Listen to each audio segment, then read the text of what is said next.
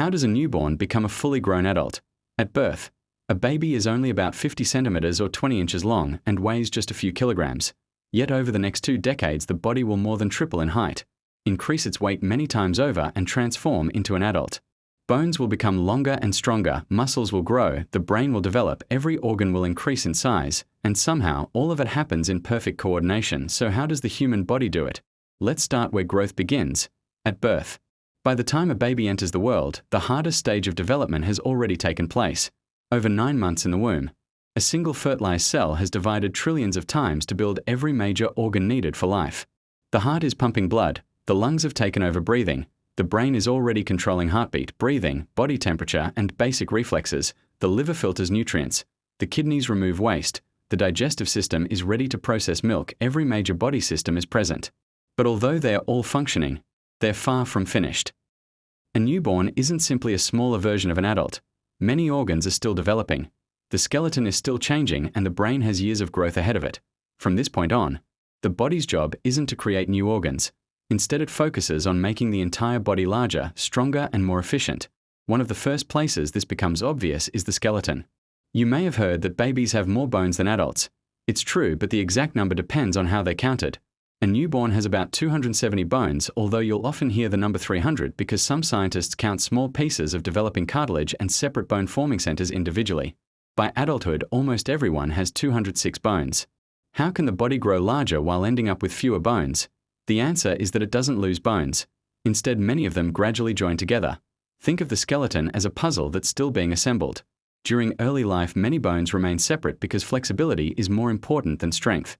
As the body grows, those separate pieces slowly fuse together, creating the stronger skeleton needed to support an adult body. One of the clearest examples is the skull.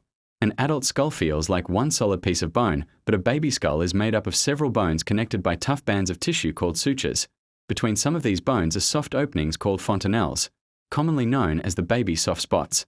During childbirth, they allow the bones of the skull to shift slightly and even overlap as the baby passes through the birth canal. After birth, they serve an equally important purpose. The brain grows faster during the first 2 years of life than at almost any other time. By around age 2, it has already reached nearly 80% of its adult size. If the skull had already fused into one solid structure, it wouldn't have enough room to expand. Instead, the sutures slowly widen as the brain grows, while bone-forming cells add new bone along their edges.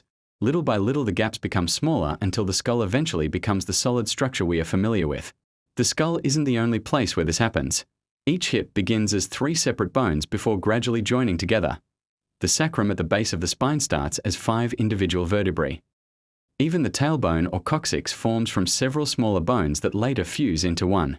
So although the number of bones decreases with age, none of them disappear. They're simply joining together as the skeleton matures. But fusion is only one part of the story. The skeleton isn't just changing shape, it's also becoming taller. So how does that happen? Most people think of bones as hard, solid structures, but before many of them become bone, they begin as something completely different: cartilage. Cartilage is a tough, flexible tissue that's firm enough to support the body but soft enough to bend. You can still find it in your ears, the tip of your nose, and covering the ends of many bones inside your joints. During early development, most of the skeleton forms as cartilage rather than bone. This flexible framework has an important advantage. Unlike bone, cartilage can grow quickly without becoming too rigid, giving the developing body room to change shape as it grows. As development continues, the body slowly replaces this cartilage with bone through a process called ossification. Specialized cells called osteoblasts build a framework made largely of collagen, a strong protein that acts like scaffolding.